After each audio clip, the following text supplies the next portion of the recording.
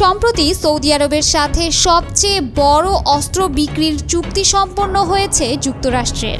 গত মঙ্গলবার রিয়াদে মার্কিন প্রেসিডেন্ট ডোনাল্ড ট্রাম্পের উপস্থিতিতে অনুষ্ঠিত সৌদি মার্কিন বিনিয়োগ ফোরামে দুই দেশের মধ্যে এই চুক্তি সম্পন্ন হয়।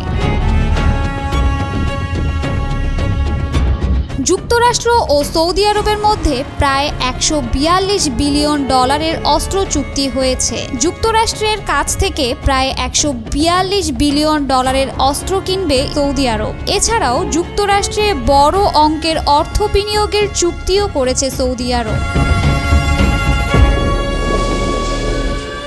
সৌদি মার্কিন বিনিয়োগ ফোরামে এসব চুক্তি সইয়ের পর সৌদি আরবের যুবরাজ মোহাম্মদ বিন সালমান বলেন, বন্ধুত্বপূর্ণ দুই দেশ সৌদি আরব ও যুক্তরাষ্ট্রের মধ্যে দৃঢ় বাণিজ্যিক সম্পর্ক রয়েছে। $600 বিলিয়ন বিনিয়োগ চুক্তির কথা উল্লেখ করে তিনি বলেন, আগামী মাসগুলোতে তা বেড়ে $1 ট্রিলিয়ন উন্নীত হবে। তবে এর মধ্যে একটি প্রশ্ন থেকে যায়, এত অর্থের অস্ত্র দিয়ে সৌদি আরব কি করবে? কার উপর হামলা চালাবে?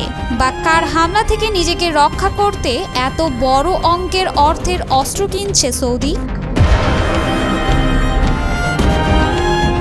যদি সৌদি আরবের শত্রুর তালিকা করা যায়, তবে প্রথমেই আসে যে দেশটির নাম, তা হলো ইরান। ইরান আর সৌদি আরবের শত্রুতা যুগ যুগ ধরে আন্তর্জাতিক মহলে আলোচিত। আঞ্চলিক আধিপত্য বজায় রাখতে তারা বহু বছর ধরে প্রতিযোগিতায় লিপ্ত শক্তিশালী দুই প্রতিবেশী দেশ। বহু দশক ধরে চলে আসা এই শত্রুতা আরও তীব্র হয়েছে দুটো দেশের ধর্মীয় পার্থক্যের কারণে।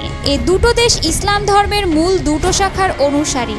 ইরান শিয়া মুসলিম বিশ্ব এবং অন্যদিকে সৌদি আরব সুন্নি মুসলিম জগতের শীর্ষ শক্তি হিসেবে পরিচিত।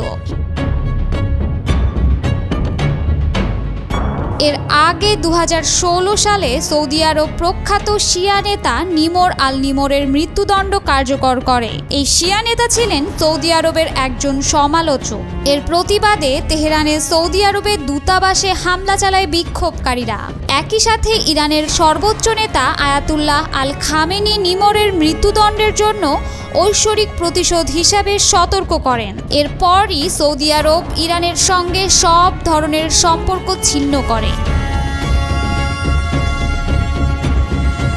এর বদলাস্বরূপ ইরান তাদের নাগরিকদের হজে অংশগ্রহণ বন্ধ করে। এ ঘটনার পর সৌদি আরব হজের প্রচারের জন্য একটি ফার্সি ভাষার টেলিভিশন চালু করে। রিয়াদ জানায় 24 ঘন্টা এ স্যাটেলাইট চ্যানেল মক্কার গ্র্যান্ড মসজিদ থেকে হজের আনুষ্ঠানিকতা ও সব ইবাদতের বিষয়ে প্রচার চালাবে। অন্যদিকে খামেনি সৌদি আরবের হজ পরিচালনার সমালোচনা করেন এবং মুসলিম দেশগুলোকে পবিত্র হজের উপর রিয়াদের নিয়ন্ত্রণে ইতি টানার বিষয়ে চিন্তা করার পরামর্শও দেন। এসব ঘটনা ছাড়াও এই দুই দেশের ইতিহাস বেশ একটা ভালো নয়। তবে ইরানই কি সৌদি আরবের মূল ও একমাত্র লক্ষ্য কিনা তা এখনো বলা যাচ্ছে না।